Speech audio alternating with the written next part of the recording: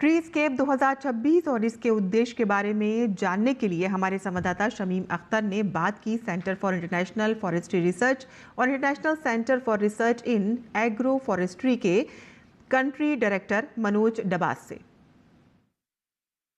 जलवायु परिवर्तन, घटती हरियाली और किसानों की चुनौतियों के बीच समाधान की दिशा में एक मंथन है ट्रीस्केप 2026, जिसके आयोजन में C4 इक्राफ के कंट्री डायरेक्टर मनोज डबास का सबसे बड़ा रोल है।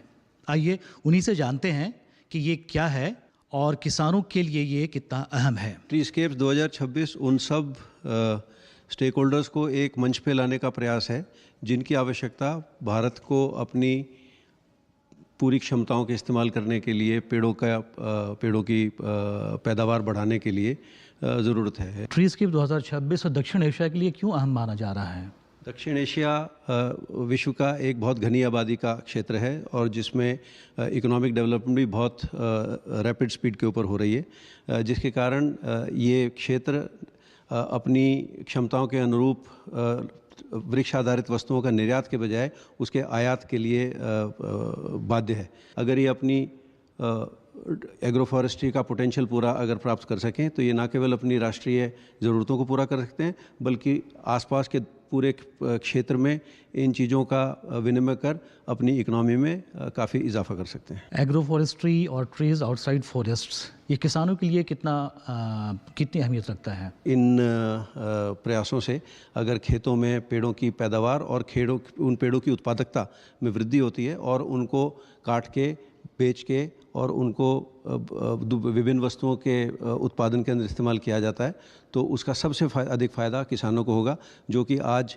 जलवायु परिवर्तन की समस्या से भी जूझ रहे हैं। और जब खेतों के अंदर पेड़ों की संख्या बढ़ती है तो हमारा जो पूरा एग्रीकल्चर सेक्टर है वो क्लाइमेट रेजिलिएंट बनता है। पेड़ों को लगाने के लिए प्रमोट करने की बात है। हम किसानों को पूरी सुविधाएं प्राप्त करेंगे तो किसान अपने आप पेड़ लगाएगा और उसको अपने आप बेचेगा। हमको सिर्फ किसानों के आगे जो अड़चन है उनको दूर करना है, और वो अड़चनें कई तरह की हैं। जैसे हमारे को उत्तम क्वालिटी की पौध नहीं मिलती, जैसे हमारे को बैंक पेड़ों के लिए उस तरह से ऋण वगैरह नहीं देते जैसे खेती की बाकी फसलों के लिए देते हैं।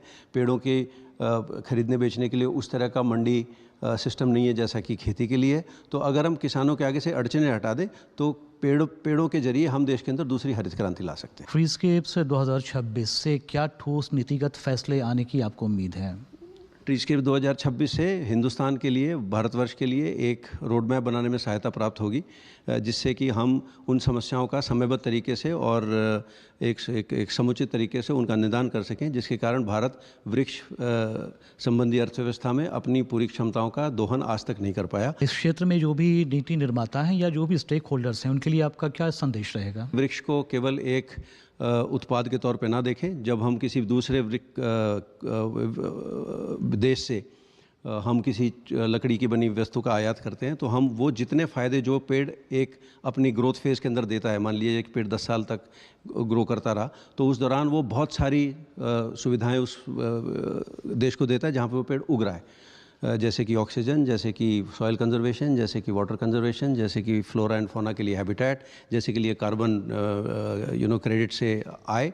और हम वो सारी एडवांटेजेस उस कंट्री को सरेंडर करके सिर्फ एक लकड़ी का लट्ठा इंपोर्ट करते हैं। अगर हम उस पेड़ को अपने क्षेत्र पे उगाएं तो न केवल हमको ये वस्तुएं प्राप्त होंगी बल्कि वो सारे फ़ायदे भी हमारे देश को होंगे, जिनकी कीमत मेरे हिसाब से उस पेड़ से मिलने वाली फिजिकल गुड से ज़्यादा होती है। ये थे मनोज डबासी, जिनका कहना है कि पेड़ लगाना वक्त की सबसे बड़ी मांग है ताकि हमारा माहौल भी अच्छा रहे।